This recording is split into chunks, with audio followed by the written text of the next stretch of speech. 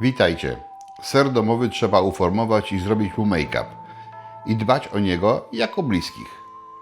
Ale to satysfakcjonujące zajęcie, a wykonawca odczuwa dumę ze swojego dzieła.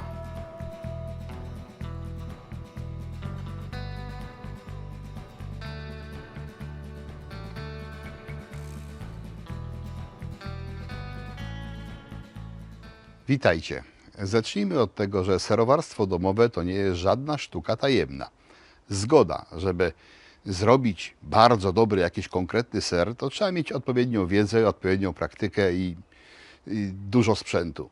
Ale żeby w ogóle wykonać ser domowy, dobry, pyszny, rzekłbym nawet, wystarczy trzymać się pewnych konkretnych zasad. I jeżeli jest mleko i macie jakieś bakterie w domu, nie ma znaczenia, powiem wręcz jakie, to możecie sobie ten ser stworzyć właśnie w tym momencie. No i ja teraz jadę po mleko, w tej chwili wychodzę na miejscowe targowisko, gdzie jestem umówiony z miejscowym rolnikiem, odbiorę beczkę 25 litrów mleka i z tej beczki zrobię ser z takich bakterii, jakie w domu mam. Nie będę go nazywał. Po prostu po drodze wyjaśnię, co i jak należy robić i jakimi zasadami się należy kierować, żeby taki ser zrobić od tak. W tej chwili wymyśliłem sobie i robię. Jeszcze nie wiem, jaki zrobię, nawet nie wiem, jakie bakterie mam w tej chwili. Jadę po mleko. Od tego zaczynam.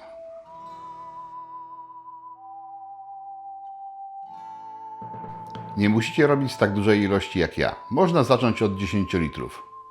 Da to około 1 kg sera. Ja mam mleko od gospodarza, bo jest lepsze, ale można kupić sklepowe, oznaczone jako świeże. Na mleku naturalnym zbiera się śmietana, trzeba ją rozmieszać. Sklepowego nie trzeba. Ja mam duży gar wstawiony do warnika, czyli gar w płaszczu wodnym. Na takim mleko mi się nie przypali. Przy mniejszych ilościach wystarczy zwykły garnek i częste mieszanie.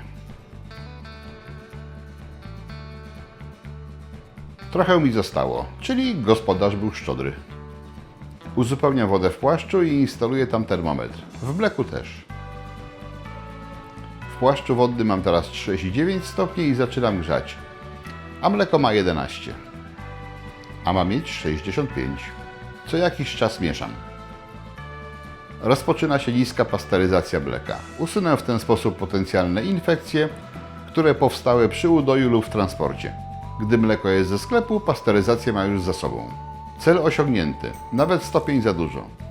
Utrzymuję taką temperaturę przez 30 minut. Teraz czas na schłodzenie mleka. Robię to w zlewozmywaku z przepływającą zimną wodą. Teraz jest czas, by się dowiedzieć, jakie mam bakterie. Mogą być mezofilne, wtedy chłodzę mleko do 30-32 stopni, lub termofilne, wtedy chłodzę mleko do 37. Mogą być mezotermofilne, im to jest obojętne. Ilość 1 gram na 10 litrów mleka.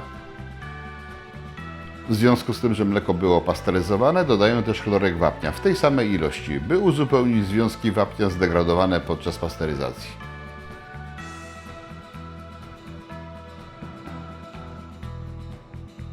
Chlorek rozpuszczam w przygotowanej i ostudzonej wodzie.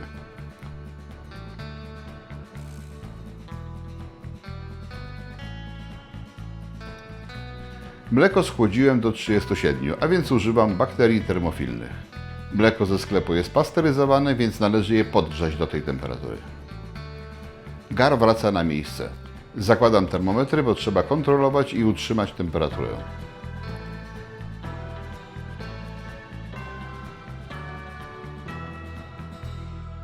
Wlewam rozpuszczony chlorek, mieszam, a następnie rozsypuję na powierzchni bakterie i po 2 minutach także mieszam.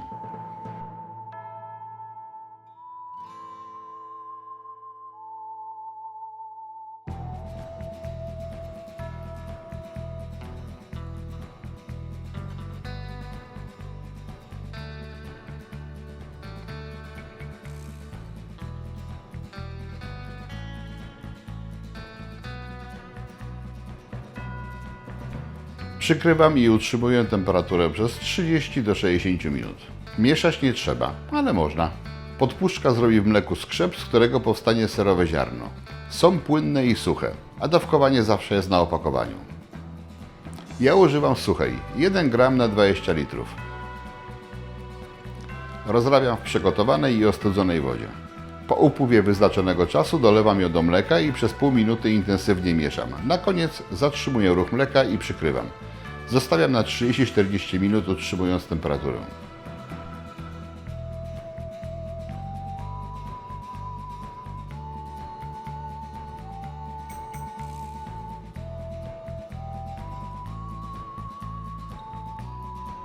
Czas sprawdzić skrzep. Powinien pękać, a nie spływać po nożu.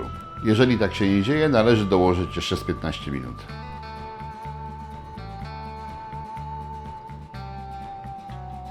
Krojenie skrzepu. Należy go pokroić w paski 1-2 cm, potem prostopadle i otrzymamy słupki. Na koniec kroimy po skosie w 2-3 płaszczyznach.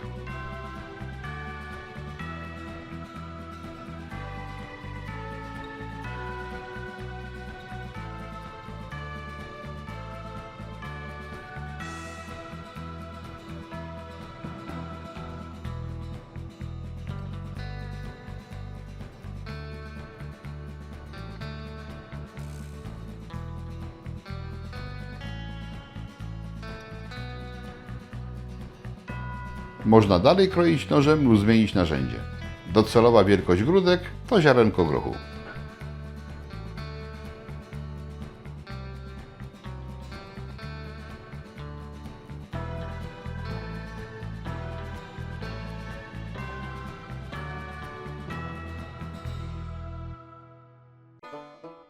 Nieraz trzeba sobie pomagać łyżką cezakową.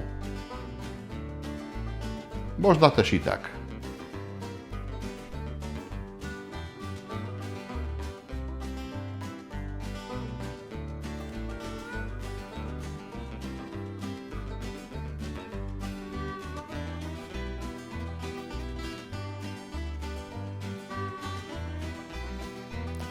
Po krojeniu zostawiam ziarno w spokoju na 10 minut, żeby się wzmocniło.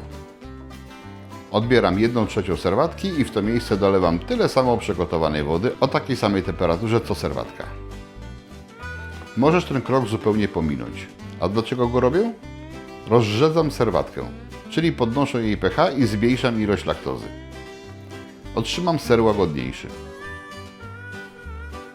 Czas na suszenie, które polega na mieszaniu przy utrzymaniu temperatury lub mieszaniu w czasie powolnego podgrzewania w tempie 1 stopień na 3 minuty. Ja podgrzewam do 42 stopni. Serowe ziarno oddaję jeszcze trochę serwatki. Kończę suszenie.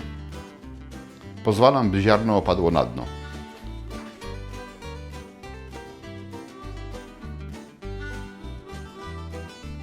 Odbieram serwatkę, tym razem do czasu, aż zobaczę pokłady serowego ziarna.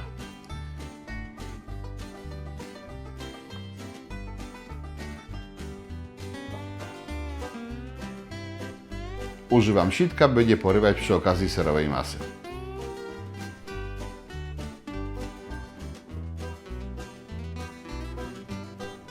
Widać ser. Czas wybrać go z gara.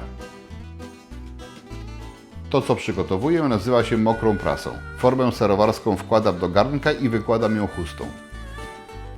Wybieram do formy ziarno z resztkami serwatki. Serwatka wycieka z serowej masy, ale pozostaje w garnku i będzie otaczała ser w czasie pierwszego okresu prasowania, czyli mokra prasa.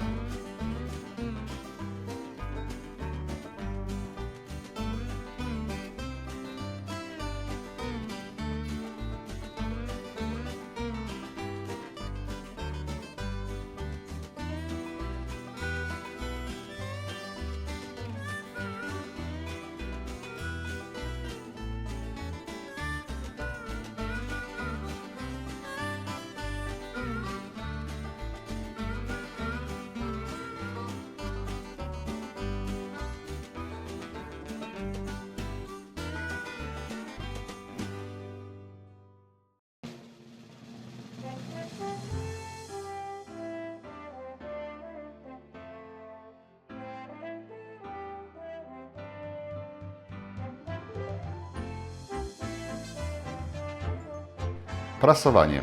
Układam chustę tak, by zminimalizować ilość zagięć.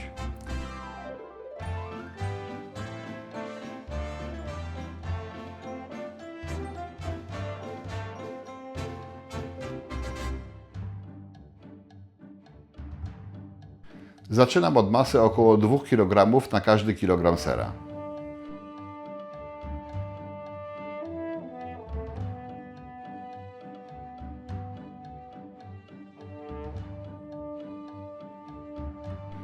Pół godziny później obracam ser w formie.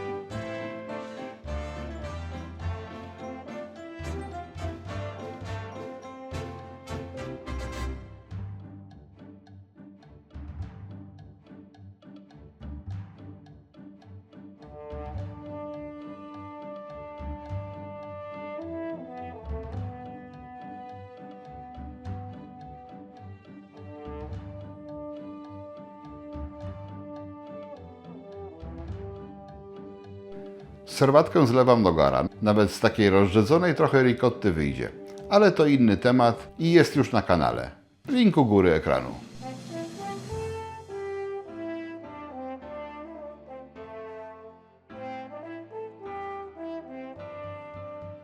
Teraz czas na suchą prasę. Ja użyję profesjonalnej, ale można kombinować jak ja poprzednio. Tylko że już bez serwatki w otoczeniu.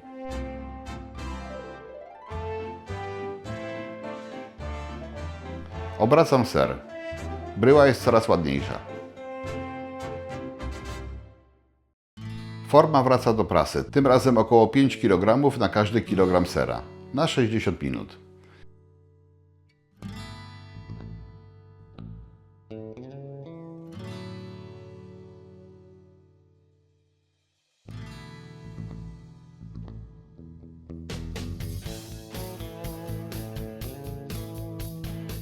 Kolejny raz obracam.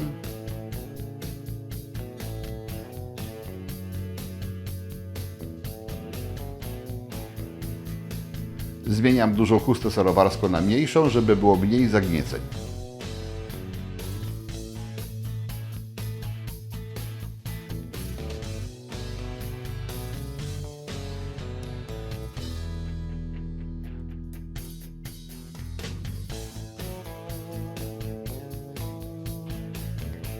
Zwiększam też nacisk, około 10 kg na 1 kg sera, na 10-12 godzin. Następnego dnia czas na ostatni etap prasowania. Czas 1 godzina. Nacisk ten sam, ale ser w formie już bez chusty serowarskiej. Wygładzi to jego powierzchnię.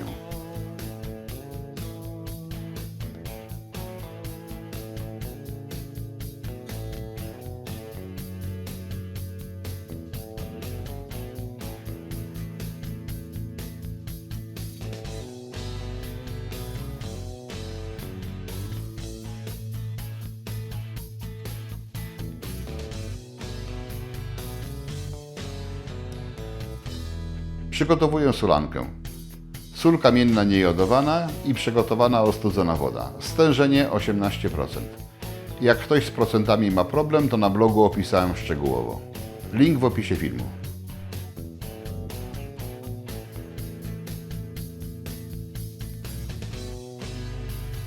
Wkładam ser do solanki i wstawiam do lodówki.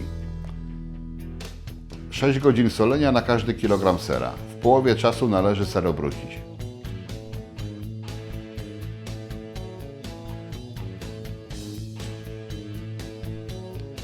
Po tym czasie w blokach piwnicy wyjmuję ser i osuszam, a następnie wykładam na serowarski podkład. Obracam kilka razy dziennie przez kilka dni, aż wytworzy własną skórkę. Warunki, w jakich przebywa, to 8-12 stopni przewiewnie i powyżej 60% wilgotności.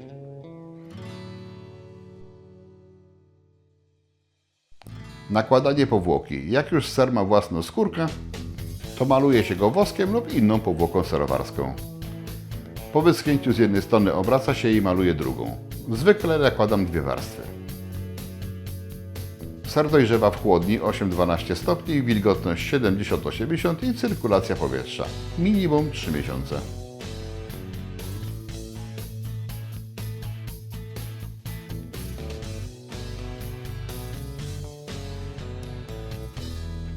Poszukaj też na moim kanale filmów, które w tytule mają podstawy serowarstwa. Tam są najprostsze sery.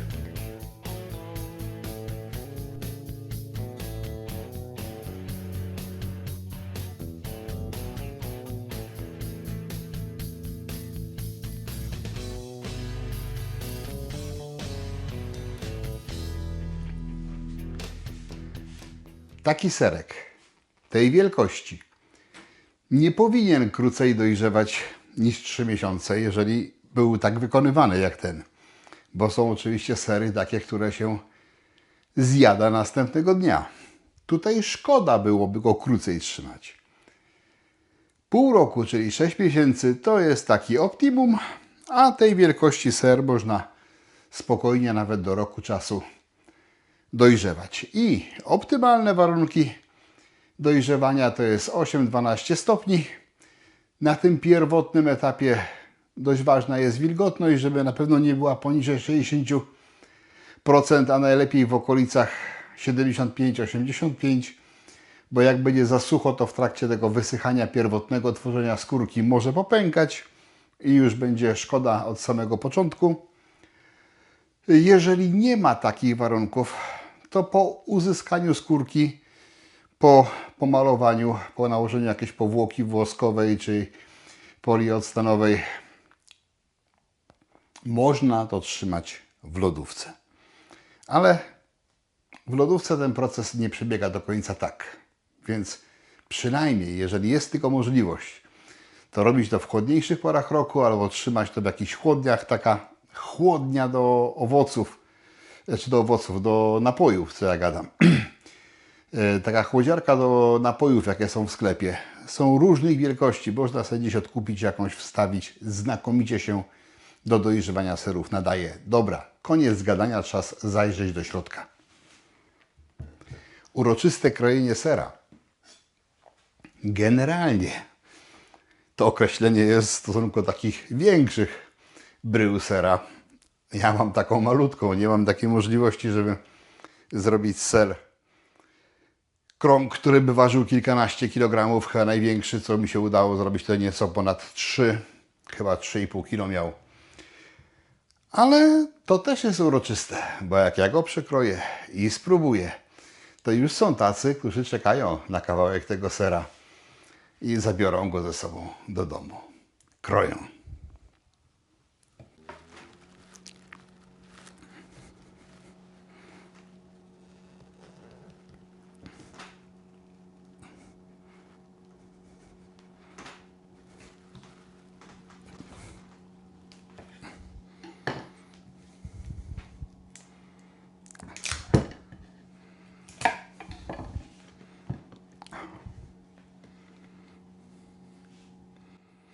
Tak wygląda.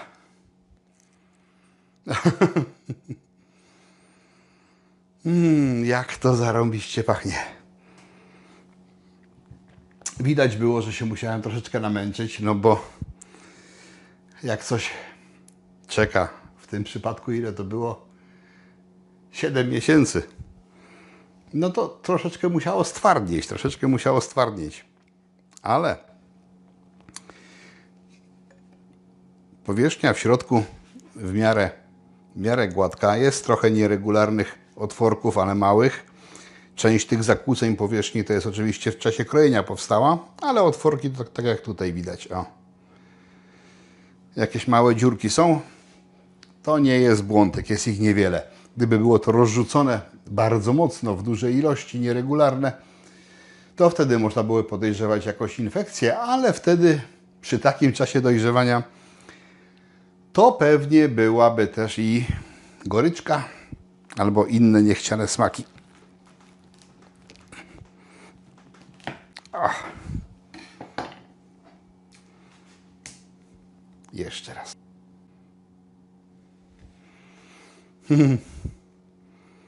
To po prostu nie może i nie ma prawa dłużej czekać.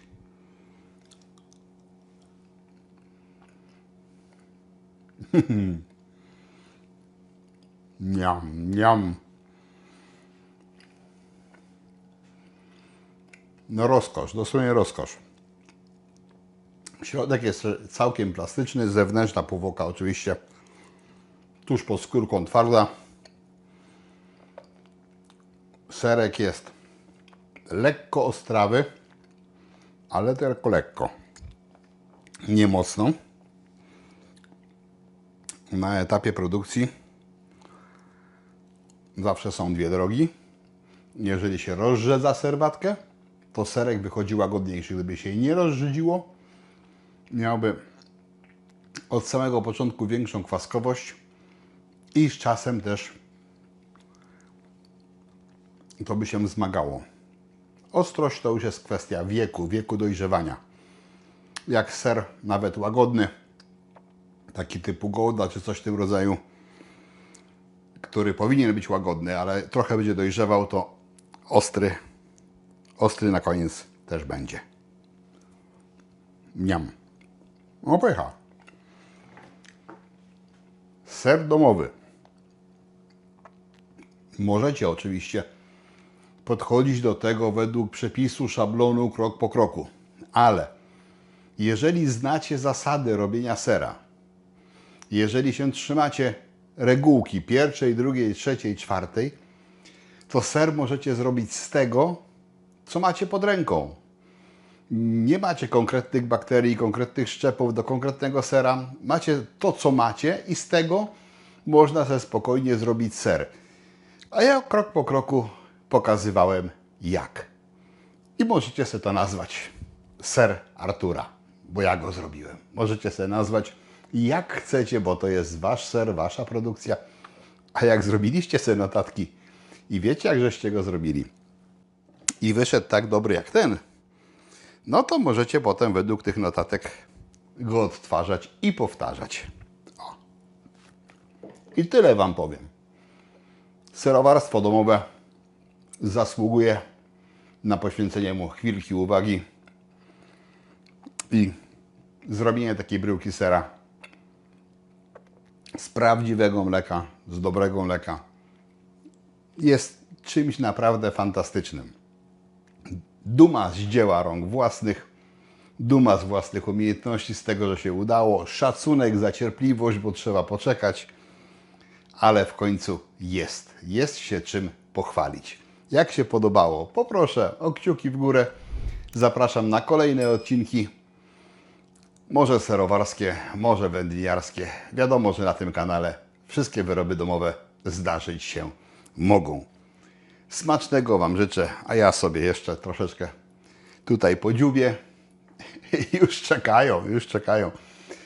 Ale jeszcze chwilkę muszę poczekać. Trzymajcie się. Na razie, hej.